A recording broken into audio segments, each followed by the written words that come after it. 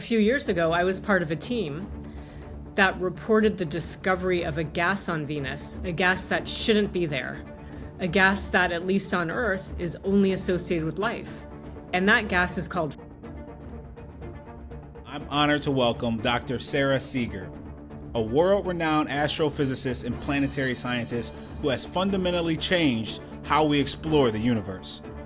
As a professor at MIT and a leading expert on exoplanets, Sara has dedicated her career to the search for habitable worlds beyond our solar system. Her groundbreaking work has led to the discovery of over 700 exoplanets, bringing us closer than ever to answering one of humanity's biggest questions.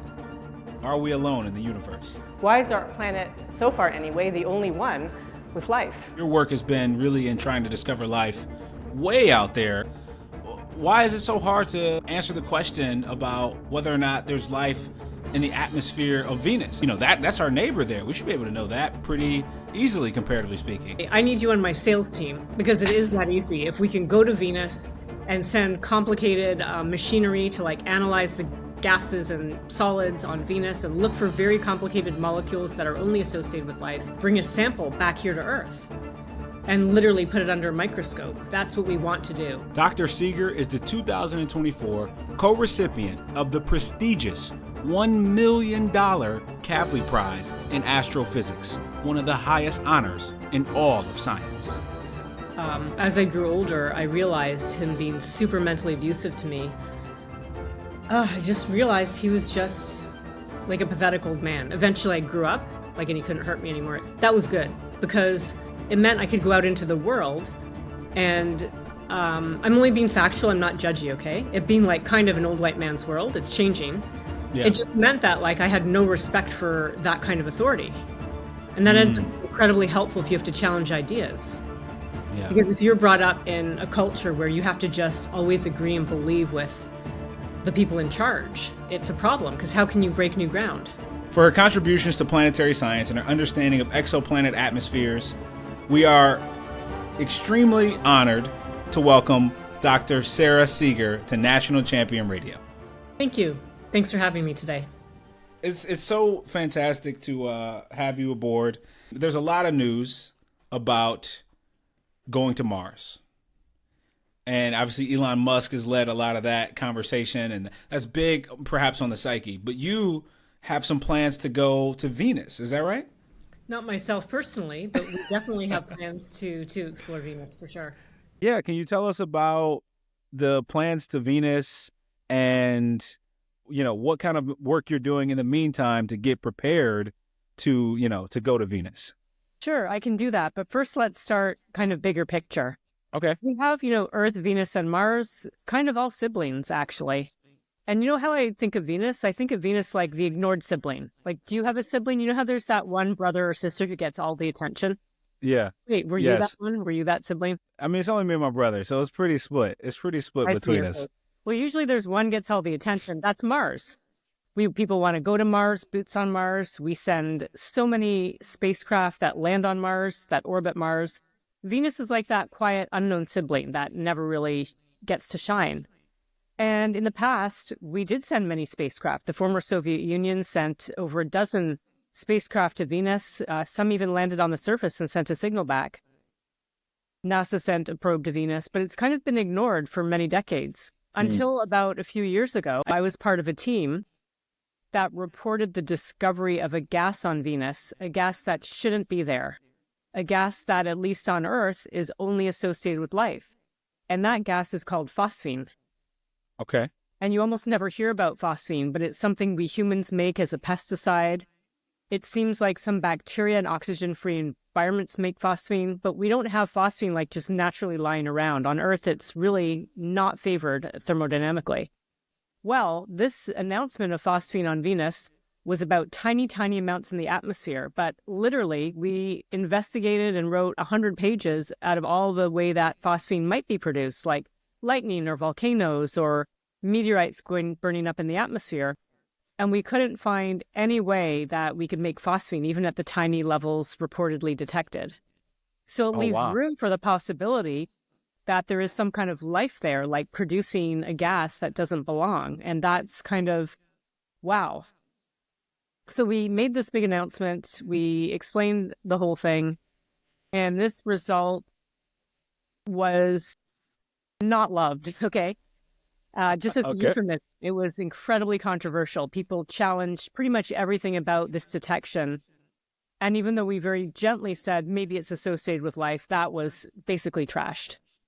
So Oh my that kind of goodness. whole thing is still out there. It's still lingering. It's largely not believed, but the original team stands by this report.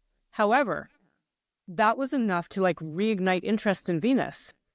And Mm. not only that was enough to kind of shine a light on the people who've been working on studying Venus for decades, but also kind of reinvigorating this idea that maybe, just maybe, there's the possibility of some kind of microbial life floating around in Venus's atmosphere. Venus, comparatively, we're gonna start speaking about, Alpha Centauri and far out planets, and trying to, your work has been really in trying to discover life way out there, or at least comparatively so. Why is it so hard to potentially answer the question about whether or not there's life in the atmosphere of Venus? That's our neighbor there. We should be able to know that pretty easily, comparatively speaking. We really should, and it sounds like Andre. By the way, is that how you pronounce your name, Andre? Yeah. I forgot to ask you. That's Well, right. by the way, Andre, I need you on my sales team because it is that easy. If we can go to Venus and send complicated machinery to like analyze the gases and solids on Venus and look for very complicated molecules that are only associated with life, and in the distant future, bring a sample back here to Earth and literally put it under a microscope. That's what we want to do. It's just hard because it costs a lot of money. And let's face it, searching for signs of life, it is like a luxury.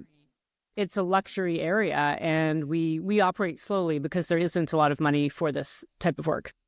I see. And so the bulk, perhaps, of what is being funded for, space exploration and things of that nature are perhaps around things that are, in some sense, for the people, going to bring back some money. They want to Exactly. go figure out how to get some resources and. Like, okay, Starlink. Yeah.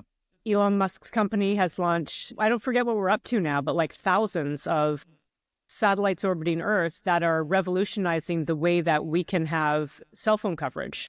We can have data coverage. There's money there. There are a lot of other types of communication satellites. There's so much in low Earth orbit. Going further afield, people want to mine asteroids. They want to get very special elements that are rare on Earth and bring them back to Earth. So there are, most of the space economy is driven by profit.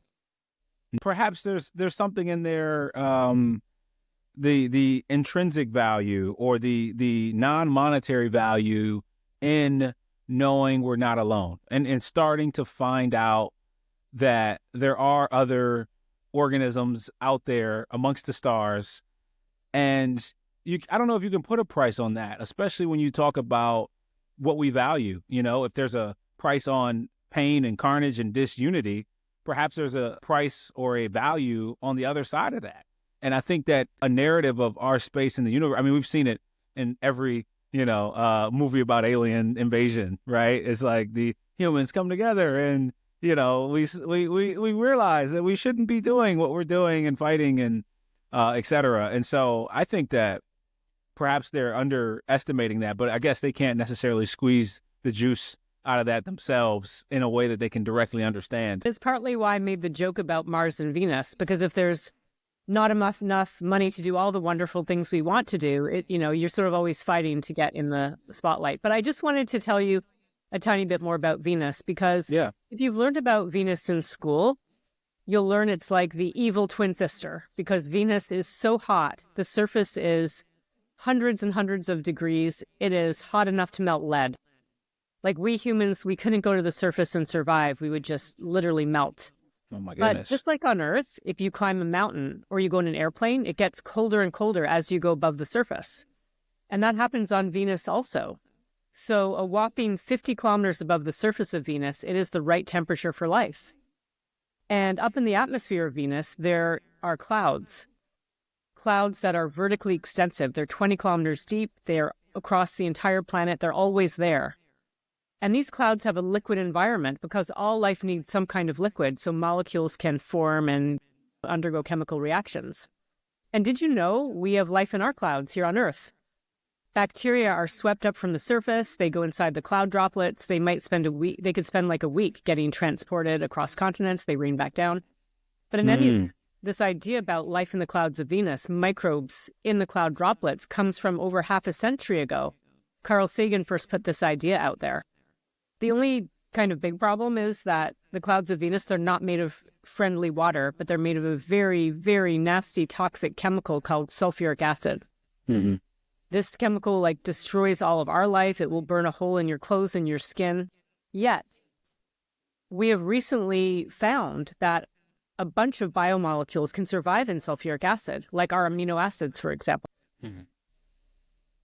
So, we know that there's clouds on Venus in this zone that's above, the area where it's going to burn the lead, and it's just, obliterating all life. There's this sweet spot, and we now know from work, that different forms of life can actually survive in that environment. Well, we're not quite there. We're making the argument that life might be able to survive this extremely toxic environment, but not our life. But thinking of little microbes, but they just have like a different kind of set of building blocks of life.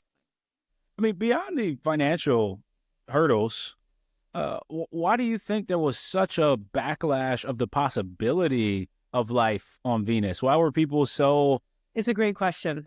So we have this thing in science. I don't know if you have this in your line of work, but it's called the giggle factor. Okay. No. So do you ever tell someone like, I'm going to do this, and then they just start laughing, or they try really hard to not laugh? No, that's crazy. Have you had that ever? Have you said... I haven't had that. No, I mean, really? As bad as ideas can get in filmmaking, and you can say the most ridiculous things, I mean, just people laughing in your face is pretty wild, right? Like, they can't help it. They think it's so silly. Wait, you've never had that? You've never said, hey, I'm going to do this, or I'm going to do that. I'm going to do a podcast. I'm going to run a marathon, and people are just like, have you had that ever? I've had one roommate who was like that. And like, I just didn't tell him much after. I was like, oh, you're like that. I don't really deal with people who are pessimistic or... By the way, one of the great things about being at MIT is they never laugh. They never say no. No matter how crazy the idea, as long as it's relatively sound, people believe it. But in any event, this idea of searching for life on Venus, it gets the giggle factor. People are like, whoa. Because this chemical sulfuric acid, I can't even begin to tell you how nasty it is for our life. Like, if you put don't ask me how I know this, but if you put an ant in sulfuric acid, it literally has a seizure and turns to goo before you can blink an eye. Because in our molecules, like in our DNA, there are tiny molecules, like there's a sugar molecule in our DNA, and the sugar and sulfuric acid, they just don't mix. It just has like a crazy bad reaction. So because our biomolecules just get completely destroyed in sulfuric acid, not all of them, but some of them, we think people just have this idea that no life could ever survive in sulfuric acid no matter what. And that leads to thinking it's so crazy and not worth exploring. But you've worked in the lab to show that different life forms can survive in sulfuric acid. Distinguish between a whole life form and just a building block, right? Think of it like Lego, like pieces of Lego could survive, but the whole giant Eiffel Tower built out of Lego, we're not there yet. We're just kind of, our life can't. We cannot take life forms and put them in sulfuric acid. But at the same time, we can't create phosphine. Did I say right? Phosphine? Yeah, I don't know what you mean by create phosphine. Like, didn't you say there was the molecule in the atmosphere that we were trying to replicate in small amounts that we found in the atmosphere on Venus, right? Well, in that sense, it's like just computer codes trying to create. We're not making it like, in the lab. Okay. And there are ways that phosphine can be generated just in such tiny amounts, or you need really contrived conditions. But that's what science is. We're exploring. It takes time. We're trying to build a case to go to Venus and to search for these complex molecules that might indicate life. And in the future, bring a sample back and look at it more directly. Yeah, that'd be super exciting. And yeah, I'm thinking if it's hard for us to reproduce that molecule that we found, and then we shouldn't have to, basically prove that we can get life forms to survive in order to go for the search. You know what I mean? It's like, things are difficult to replicate on other planets because we have a lack of understanding. So why don't we go ahead and increase that I understanding? love it. I really have to add you to my team to go rep this. We're selling our series of missions. Yeah, it makes perfect. that'd be very exciting for me. Yeah, we could talk more about that. And so, switching gears a bit, you did talk about, I mean, just kind of on that thread, you talked about machines doing the computer analysis in order to try to create that molecule. How has the recent revolution in compute, AI, etc., how's that started to improve your work, which you've been doing for years? We can get into your work as well. I love that question. Well, let's just wrap up with the Venus work. Okay. So far, machine learning, artificial intelligence, it's not able to help us right now because with machine learning and artificial intelligence, you have to train your algorithms, So for example, the people who are trying to find lung cancer, the computer has to look at lots and lots of like tens of thousands, hundreds of thousands, millions of like lung cancer scans or without, But we just don't have the information because experiments in sulfuric acid, this is what the clouds are made of, we don't have enough data yet. So in that niche area, it's not helpful. But in other things I do, we use it consistently. I think everyone, it's kind of fair to say that AI is here to stay and it's a part of almost all science. Do you use AI ever? Do you use ChatGPT to like do writing and compose emails and things? Oh, for sure. Yeah, certainly. And like my master's was in, data science, and information science. And so I got really into it. And yeah, I'm a big fan. And so I was doing, we're using like ChatGPT 2 and 3 back in grad school. So yeah, no, and then like, now for where it is now on the daily, I mean, it's such a powerful tool. I like to think of it as the plow for knowledge work. It just mows this work down and just it's really incredible. So, speaking of, well, I mean, yeah, is there any more you want to cover on Venus or the something that we've talked about so far? Well, it's just that thought that if you have an idea that feels so compelling and you just feel, got to do this, I just want to encourage people to try, carve out part of your time to follow that thread. Whether it's a project you're going to start or you're just reading up about something, just don't get damped down by the naysayers. Yeah, don't believe the giggle effect. What do you call it? The giggle factor, we call it. The giggle factor. Someone an idea, and they have to try not to laugh. It's because they just can't take it seriously, no matter what. And it's a real thing, actually. So I might have, let's say you were a colleague, and I'm like, Andre, I have to tell you this thing about Venus. And you'd be like, wait, what? And you just start not taking it seriously. That's kind of trying to not laugh, like that, like where you're just trying to not laugh. Yeah. Real thing. And it's cool. I mean, sometimes I take it and okay, great, I should do it now. Instead of, okay, it's too crazy, I shouldn't do it. Yeah. How do you just have that naturally? Like, is that something that you developed over time?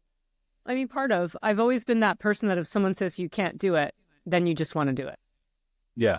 It's like very competitive, motivating. Yeah. I mean, speaking of that, I mean, maybe we can talk about your journey into, you've become one of the most renowned people in your field. The work that you do is just incredible for humanity.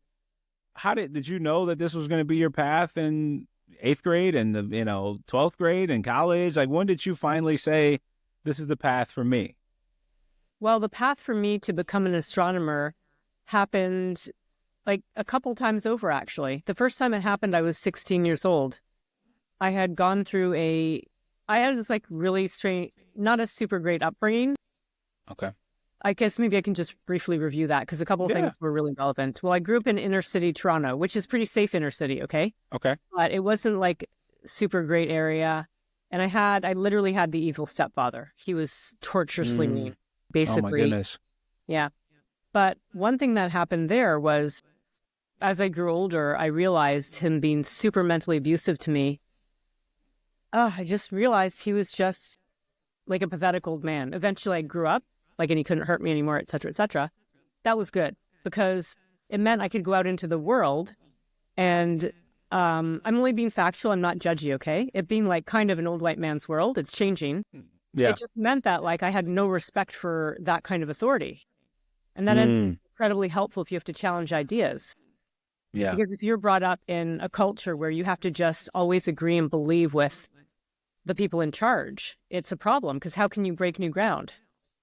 So I saw that part of my childhood was really fundamental in that I learned to not trust and believe. Hmm. And that was Yeah. very helpful. On the other That's side, I was trying to be positive too, because I can't do too much. no. We can go. We can go Yeah. everywhere. This is great. On the other side, We on can dive weekends, into depths. on weekends, I lived with my actual dad, my biological dad. Okay. And he's not alive now, but he was very eccentric. Like he would call me eccentric, but in his case, he believed in reincarnation and he believed in a lot of things that I don't know if this is going to bring the giggle factor out, but he loved me so much. He believed we would be like reincarnated together, like we would come back as business partners or brothers or husband and wife or whatever. So that challenged me at a young age to read books because I wasn't so sure if like I personally believed this idea of reincarnation. It just didn't seem right to me. So like at age 11, there I was checking out a bunch of books. If you have the internet today, if people's 11-year-olds are allowed to like freely explore the internet, we didn't have internet. So go to the library, check out some books. I'm like, I don't believe this. Mm-hmm. But that made me like think for myself because I was exposed to a lot of really out there ideas that I had to work through on my own. So I would say those two combined things in my childhood were like super helpful. Fast forward to when I was 16, I lived in the city and I walked through the university campus to get to my high school and I saw a sign for an open house at the university. And I went to the Department of Astronomy. And when I was 16, I learned I could be an astronomer for a job. And wow, that was one of the top 10 days of my life easily. So Oh my goodness. You just didn't know it was a thing, but you had all these converging interests in it. Yeah. Perhaps you even knew it was a thing, but just not a job. I didn't know you could do this job. So I rushed home to tell my dad, and you won't believe the answer I got. My biological dad, who I spent weekends with, just said, no. He said I couldn't. He's like, Sarah, you have to be able to get a job, and his voice was rising, and support yourself and not rely on any man. It was like, wow. So he told me I couldn't be an astronomer, not because he was sexist against women being astronomers, but because he didn't know if they could get a job. Wow. Like, it doesn't set like being a parent myself now, you do want your child to go out and be self-supporting.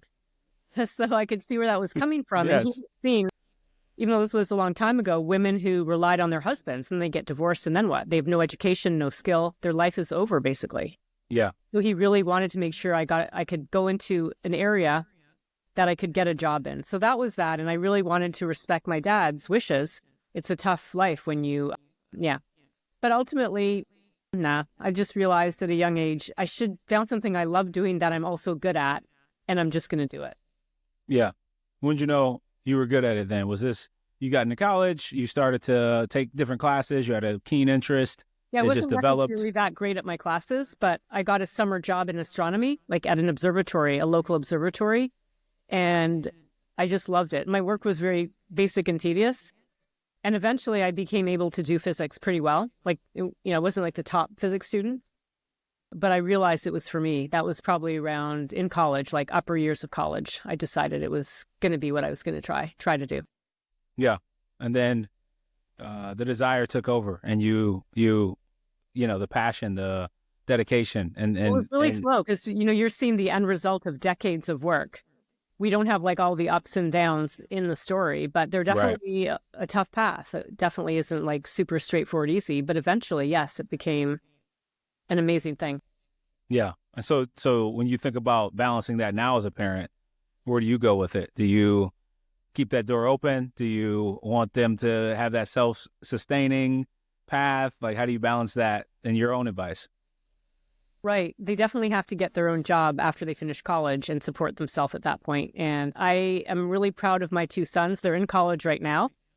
And so that Congratulations. time is coming. Thank you. Yeah, the time is coming up for at least one of them to get on with that. So it's true. But I also want them to find where they need to be. And this is probably a different conversation, but I'm very concerned with our college students today. First of all, people have so much self-pressure in high school. It's a reality that not everyone needs to go to college.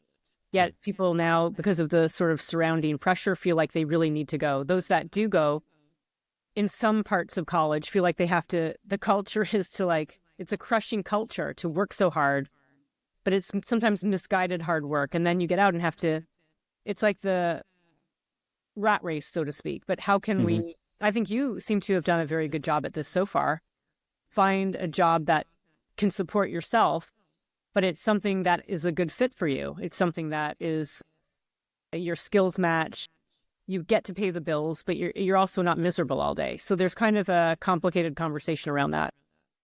Yeah, no, I mean, I think that is pertinent here. I mean, a big part of what we talk about on the National Champion Radio is the state of the institutions of the nation, and sort of how they're creating character and perhaps prosperity, trying to focus in on these values that make a nation and a species flourish. And so it's important to get educational systems and institutions right. And it's interesting, even as on one end as a parent, and on the other end as a professor, you're seeing, I guess, two different worlds, right? Because people are coming to you well into their education in order to do a program. And so that's maybe a different story, but what are the outcomes for your students and how's that impacting? Obviously, MIT is a cream of the crop, so maybe it's maybe not the best sample size for the rest of individuals who get into, astronomy. And so, yeah, maybe you can speak more on what you see from your perspective on our institutions and education in that end. Well, it's always been a really tough question because on the one hand, the institutions generally aim to make you a well-rounded, broadly knowledgeable, really good at problem-solving individual. So that's kind of what the institutions set out to do, but not everyone needs that.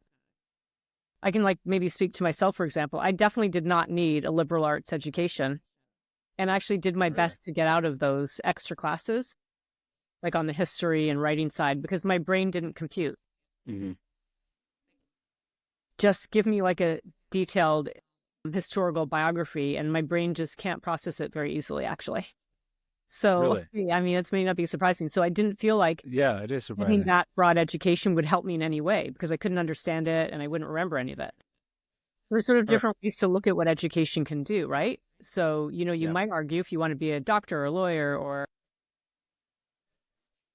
try to get to the heart of the financial system, maybe you do need a certain type of college, university. If you want to be that more well-rounded person, broadly speaking, you need university, but there's plenty of other jobs where you don't need it for. And I do think that as a society, we need to return to that for the people who aren't, like I said, aren't going to need that specific training, that general. I use myself as an example, but who it's just not.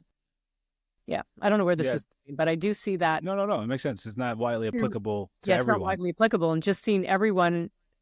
Again, it's not a big sample size. It's sort of wealthy suburb where I've been living, but seeing the level of pressure on students trying to apply to so many colleges, and it's sometimes putting a round peg in a square hole, trying to get into a name brand college because they think it'll give them more of what they need. It's a struggle to watch that.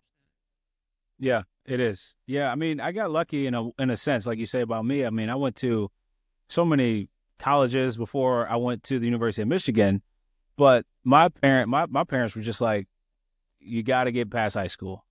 I mean, they did too. So it's just you got to get past high school. All right. And then once I was just, I was being a filmmaker, I went to different, I went to a film school, I went to an art school, I went to community college before eventually going to the University of Michigan, transferring in. And that was just a crazy, unexpected twist for me and for them. And so it was well, whatever you want to do, whatever, you could go study anything, right? And so obviously they perhaps had some ideas about certain subjects that are better or worse for obtaining success in the long run, but then they figured just get a degree and that can be fine. How did you find the University of Michigan in terms of what it gave you that is useful for you, in terms of that broader knowledge or the broader experience? For me, it was tremendous. It was the best education I'd ever gotten. Yeah, it was, everything was a breeze until then. And then once you got there, everybody was sort of on that level. And I was like, oh, okay. Well, it's good to be with people on your level, right? I mean, that's really important.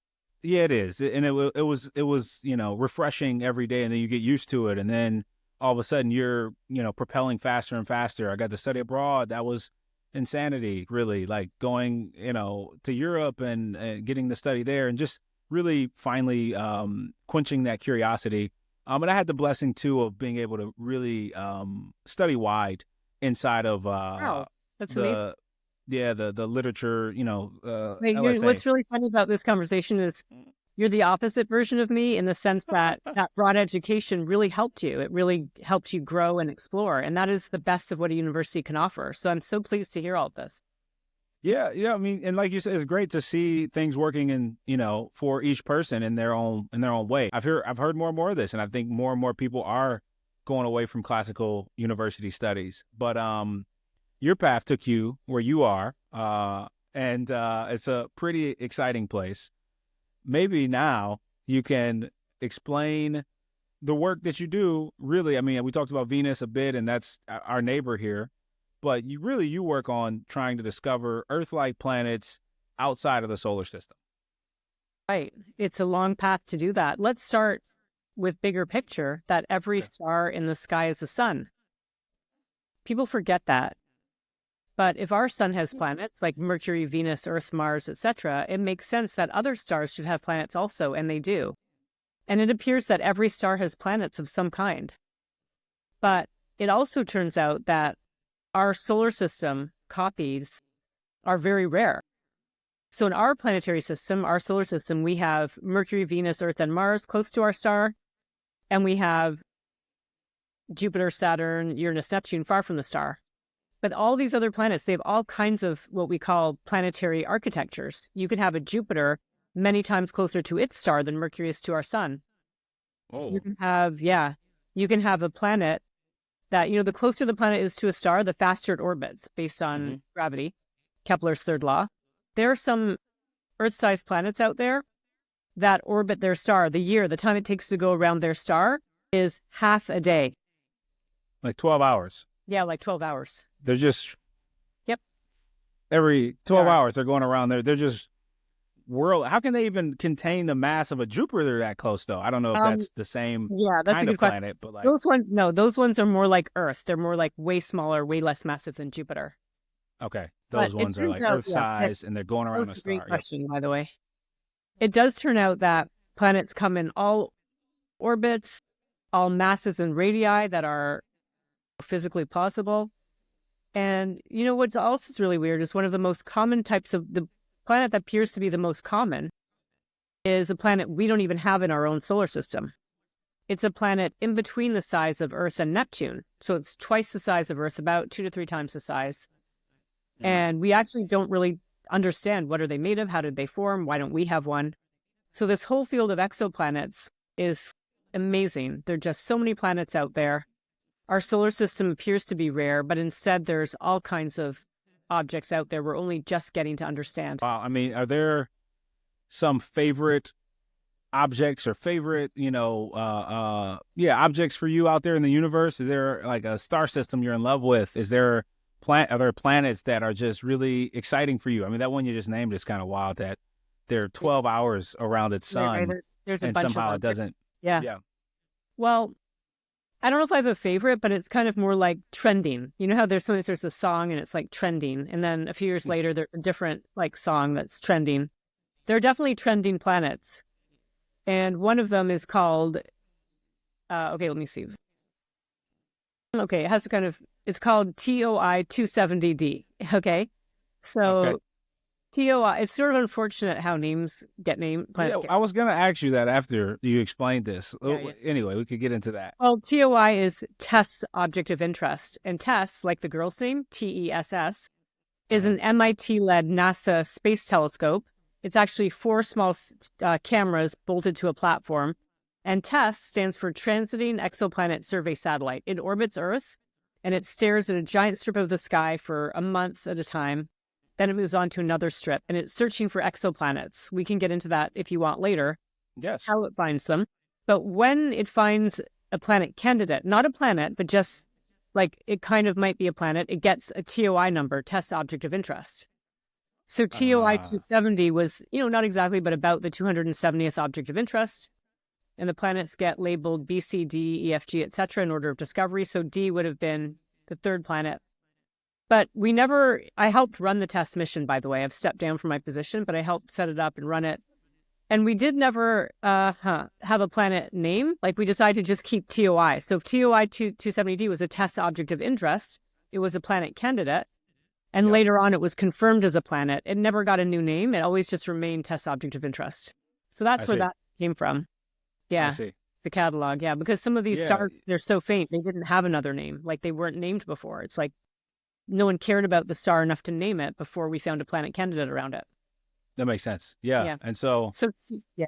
You're the planet namer. We might have to find a new system for naming them once they graduate, you know, like they become an actual planet. You have some sort of system, and you've named multiple planets, I'm sure. Well, they're named after catalog names. We're not allowed to name them. There is a International Astronomical Union that decides what can be named what. And once in a while, they allow a few planets to be named, but they can't, for example, be named Andre. They can't be named like after a living person. They can't be given a proper name. And there's all sorts of rules surrounding it. And when they do get named, the names are too complicated. So we just kind of stick to what we have. Yeah, why can't they get names? That's crazy. Maybe it's for good reason. Maybe it's good reason. I don't know. I don't want to jump the gun. Maybe someday. But anyway, TOI 270D is what I call trending, because it's one of these planets that we don't know what it's made of. We don't know its origin. And we're getting some data on, because basically we measure a planet mass and a planet size. Okay. And from those values, mass and size is also like volume, we can get an average density. And so we can measure an average density, and it kind of gives us a bit of a clue of what the planet's made of, but it's sometimes like not very helpful. And so the next bit of information we can get is from the planet atmosphere. And this TOI 270D, it's actually a good candidate to observe the atmosphere with the NASA's James Webb Space Telescope. A space telescope's been in operation for a few years now. But the problem is people are fighting over what kind of planet it actually is, because the data is a bit ambiguous. So the reason why it's trending is we're trying to sort through, what is this planet? Is it a water world, like a scaled up version of one of Jupiter's icy moons that has a lot of water by mass? Is it like a scaled down version of Neptune? Or is it something else entirely? So I wouldn't say it's necessarily a favorite, but it's cool to be at the cutting edge of trying to do planetary exploration, just using data from telescopes. Yeah, that's pretty wild. Maybe you can get into the weeds a bit, or into the specifics on how you break that down, how you figure out if, there's a planet. A big part of your work is obviously blocking out the light from other stars in order to try to see the planets, because there's this massive star in the way of seeing the planets. And so maybe you can explain some of that work. Let's talk about it. So when we think about finding a planet out there, as you said, it's not just that the planet itself is hard to find. It's that the planet is right next to a big, bright, massive star. Because planets are orbiting stars, and the star is just absolutely overwhelming. So all the techniques we have to deal with that star. And sometimes we use the star to our advantage. So the TESS telescope, for example, it finds planets by a method we call transits. I want you to imagine that there's a star out there, and the planet orbit is just luckily aligned, so the planet goes in front of the star as seen from our viewpoint. And when that planet goes in front of the starlight drops by a tiny amount. It's actually related to the planet area. Yeah, a tiny amount, like the planet area compared to the star area. Remember pi r squared? Pi r squared planet over pi r squared star. And this is anywhere from like 1% of the light to a few percent of the starlight down to like a tiny, tiny fraction. And we don't like a solar eclipse almost in space, and but not a total. Yeah. Just a very minor eclipse. Exactly, and it's actually called a transit. So an eclipse is when one fully blocks the other, and a transit is when just a little tiny bit gets blocked. So all these stars, they're just points of light, but we can monitor the brightness of that star. And if we see a tiny, tiny, tiny drop in brightness of the right characteristic shape, it might be a planet. Now, these are pretty rare because the planet can orbit this way, in the plane of the sky. You'd never see a transit. For it to be right on, it's pretty rare, actually. Wow. So the TESS yeah. I mean, and the orbit itself might be a long period, right? It might not be in our lifetimes that they orbit the planet, right? It might.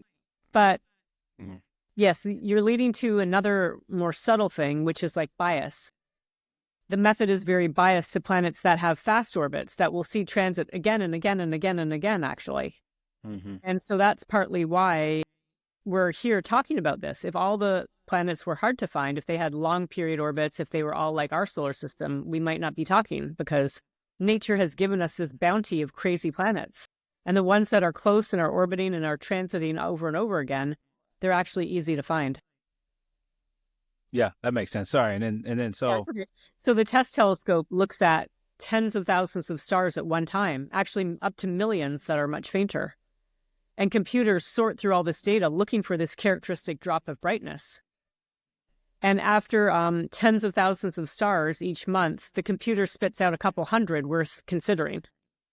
And believe it or not, we have a human team, a team of humans will do vetting.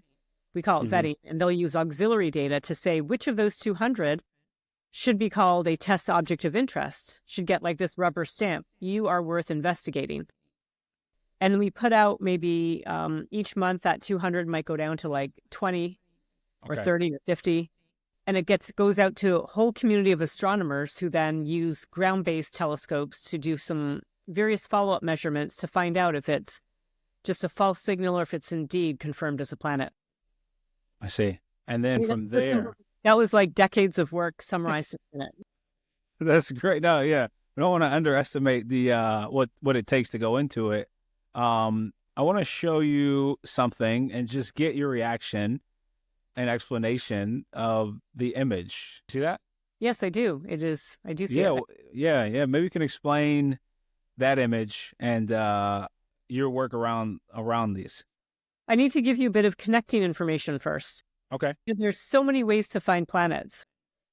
But all the ways we have, remember we talked about bias, how the transit method favors planets that are close to the star. They have a high probability to transit. They repeat their transit many times.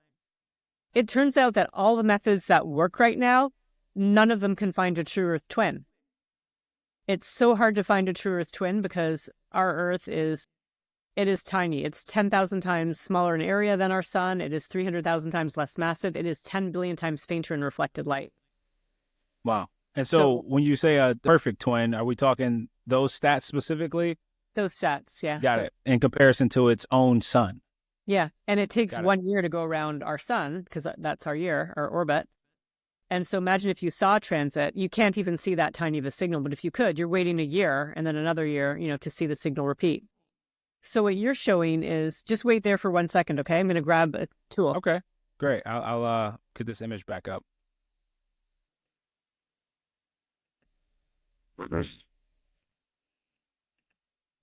Oh, look at that.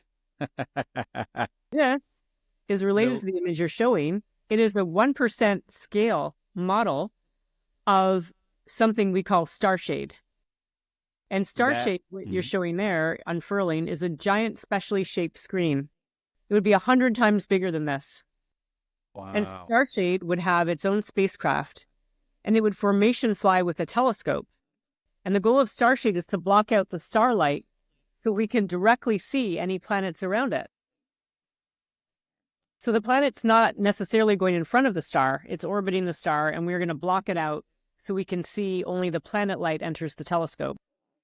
And so you have to launch this out into space, fly it, and then eventually unfurl it when you're aiming it towards the planet that you would like, or the star that you would like to block, right? And then there's a very specific angle that you have to get. You gave an analogy once about water and what those ripples from the starlight would be like. Sure, and how you could, the depth of what it takes basically to get a clear potential image of a planet. Right. And this image, it's not like a beautiful Apollo image of Earth. It's still just a point source. It's still just like a speck of light, but it's blocking out the starlight so we can see the specks of light, including an Earth-like planet that are out there. But before we get there, I just want to say this only unfurls a single time. It's all stowed so it can fit in a rocket and it gets launched, and then it will unfurl one time. And when it has to retarget to a new star, it will move across the sky just all big and open. Oh, wow. So they're just out there right now. They're not there now, but when it does get up there, okay, it's not going to fold up again because that's, could get stuck or what have you. But let me explain what Starshade is. You might ask, why don't we put a giant circle in space, like a circular screen or a square screen? And the reason is, oddly enough, if you block out a star, like a point source of light, and then you take your image, you actually are going to have rings of light. You thought you blocked it out entirely, but it ends up you've got rings. Mm-hmm. And that's bad news. But that is something people, it's like an undergrad level experiment in physics. But what's happening is that light acts like a wave. And that starlight bends around the outside edges of if you had a circular screen in space. And that is like dropping a pebble in a pond. You see ripples, the waves. And those light waves, they're very bright. They're much brighter than the planet you're looking for. So they're still way too bright. You've blocked out all the light from, not all of it. You blocked a lot of it, but there's still ripples of light that are super powerful that are still blocking your vision of the star, of the planets that could be there underneath it. Yeah, and for example, the ripples of light are 100,000 times brighter than the planet you're looking for. That's crazy. So it's pretty crazy. So this very special shape people came up with mathematically in the 1960s. And what this special shape does is now the light waves, they're bending around these petals, this special shape, canceling each other out. And this would be like dropping a pebble in a pond. And now the pond is perfectly smooth, but all the waves are pushed to some outer edges. Wouldn't that be so crazy? Can you imagine like dropping and there's no ripples, but around it, it's like super busy all around. And then in between, it's like super, super smooth. Yeah, no, that'd be very crazy. You drop a pebble in a pond and all the ripples just happen at the edge and nothing happens in the middle. And you have clear vision of whatever you want to see because the ripples aren't impairing your ability to see what's there.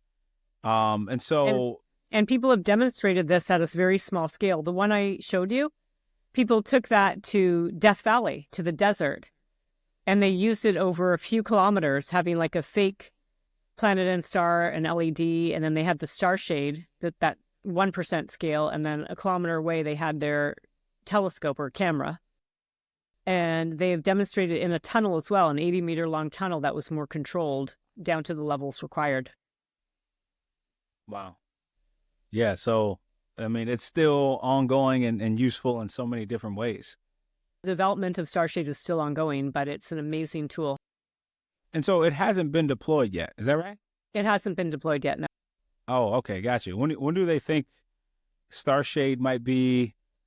I mean, because what do you imagine? I mean, you imagine that you'll be able to, I don't know, X-fold your ability to detect, exoplanets? Well, it's really about detecting the Earth twin because there's many different ways to detect planets.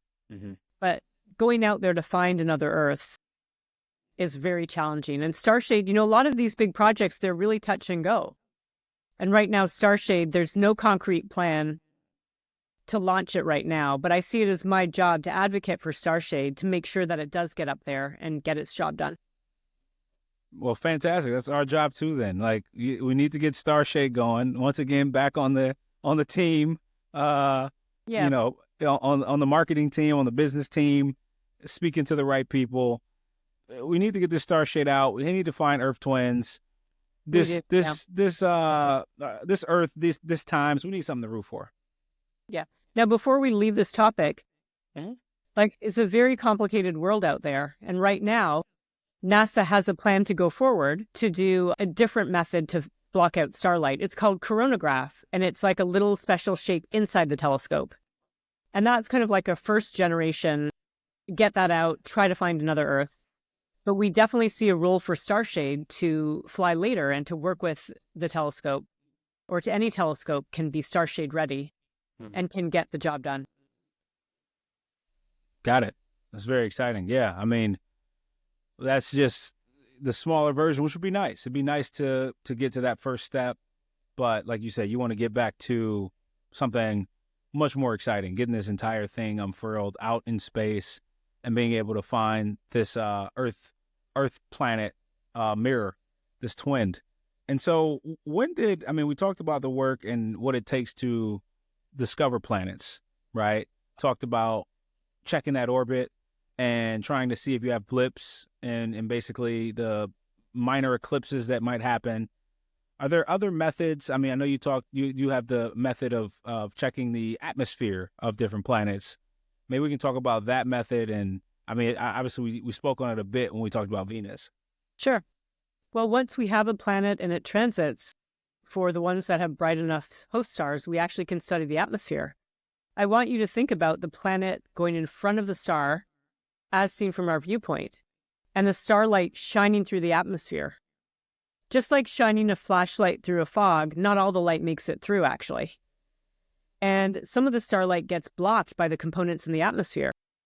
And these atmosphere components, these gases, they interact with starlight at different wavelengths, so you can think of it as different colors.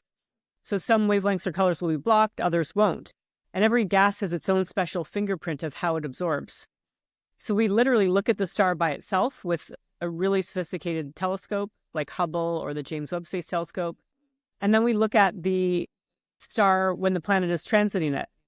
And we literally subtract that out and we find out what kind of absorption, like what fingerprint got left on the starlight from the planet atmosphere. Wow. And so you can basically use the light to detect what kind of chemistry, chemistry is happening on the planet. Yes. And that is a big booming field right now.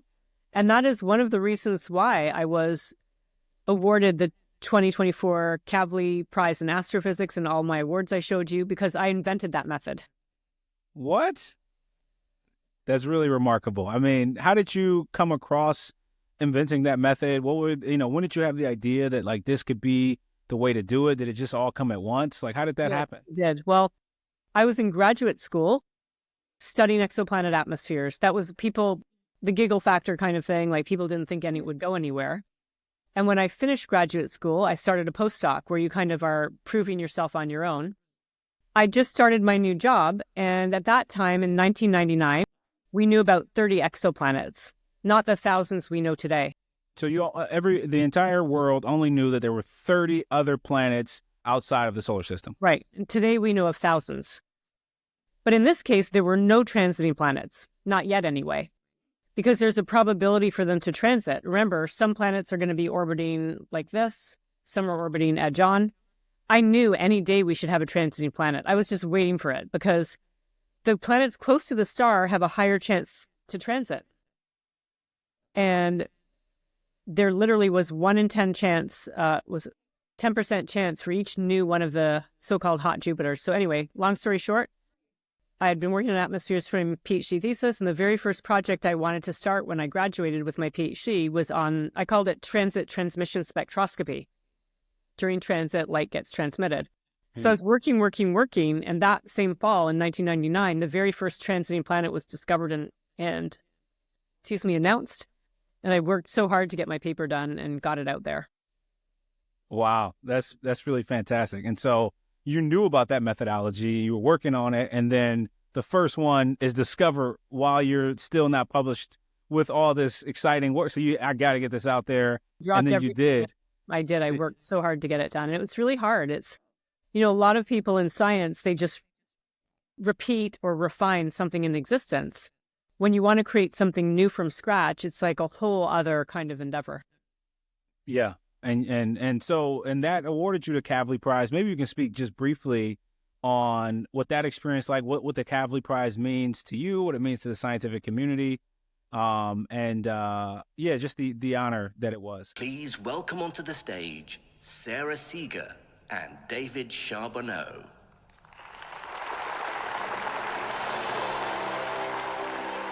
It's definitely a huge honor. And the Kavli Prize, I think there's many ways to look at it. One is we want to celebrate science. We want to take a moment. Few people do this, and take some time to acknowledge our contributions and impact that they have had. We want to communicate science, by having these awards and showcasing people in science and spreading the word. That really helps as well. For me, it means a lot because there were definitely a lot of years kind of working in isolation. Like there were not a lot of people in the field. People thought this field would go nowhere. Now it's booming. There are so many people working on atmospheres. We want to find gases in the atmosphere, like oxygen on Earth's atmosphere. and our own Earth, we would have, without life and photosynthetic bacteria and plants, we would have no oxygen in our atmosphere, yet our atmosphere has 20% oxygen by volume. So, if they're intelligent aliens looking at our planet and they see oxygen, they're going to suspect that there's life here. So the fact that we went from working on atmospheres when no one else was, establishing many different areas of exoplanet atmospheres, to today it being a very popular field and a growing number of people want to find signs of life by way of gases in the atmosphere, it just is incredibly satisfying. That's really exciting. Maybe you can tell us what this means to you, your book, The Smallest Lights in the Universe. Yes. Well, The Smallest Lights in the Universe, the title of my memoir, has two meanings, actually. One of it is finding the other Earths. They are so dim compared to their star. Our Earth is 10 billion times fainter than our sun. And finding those Earth twins out there, it is genuinely, literally like searching for the smallest lights in the universe. This has another meaning as well. Andre, I hope you've never been there, but sometimes, like in your personal world or personal professional, you literally hit rock bottom. And there you're literally holding on to those smallest lights, whatever it means for you. Because those smallest lights are going to help you get out of that dark place and get to a better place. And in my memoir, it goes through my life story interweaved with science. And it's about grasping onto those lights. It's about having a dream and reaching your dream. Yeah. And so you experience that despair, and in part, your work in finding these small lights were the small lights that helped you get back out of it. There were other things and family and et cetera. And so, for people who may have experienced that, what are your thoughts to them to get out of that despair and to find their way back out like you did? Well, there's different kinds of despair. And my despair here was grief, because my first husband, he had cancer and he got really sick and didn't make it. And that was it's okay. It's okay now because so much time has passed and I feel I just have some, wonderful memories. And it takes a long time to get there because your life is basically just pulled apart. It's like a bomb was dropped on your life. And so my advice is, first of all, just to grieve, just to let it be messy. That's number one. But number two is when those little lights do appear, you've got to grab onto them. You do have that. I call it conservation of happiness. In physics, there's like conservation of mass, conservation of energy. So you have to find those little things that make you happy, no matter how small, and try to amplify those things. I think that's, in general, something people can do. And then aside from that, one thing grief does is it really simplifies life in a way because you're just struggling to tread water, you're struggling to kind of get through each day. And so the clutter of life, the everyday things, goes away. And my one widow friend, Melissa, who's also in the book, she called it ant noise. Like, the ants are always kind of doing stuff. Mm-hmm. Maybe it's meaningful to them, but it's just a lot of extra work, it seems like the ants are doing. Yeah. And so that kind of stuff goes away and allows you to focus. So I think grabbing onto the things that make you happy and amplifying them and trying to find out a way to focus, something that grief lets you naturally do, I think those are the ways out of it. And what you alluded to for me that really helped was I love my work so much and it gave me an escape. So that conservation of happiness, it's not just about being happy, of course, because we're not always going to be happy all the time, but it's like finding that escape that gets your mind off everything else, that lets you just focus on something satisfying. That's fantastic. I mean, so I know you got a jet pretty soon. Anything else you want to leave with people besides the fact that we should certainly tomorrow get a committee together to go to Venus? I got to look in the camera. We're going to Venus tomorrow, people. No, soon. But beyond Venus, are there any other things you want to leave people with and thinking, just in general? Well, in general, follow your inner voice and take opportunity whenever it arises. Love that. Well, thank you so much for coming down and chatting with us here on National Champion Radio. It was an honor to have you. Maybe we can do it again in the future. This was really fantastic, and I know it'll be very well received. Thank you so much.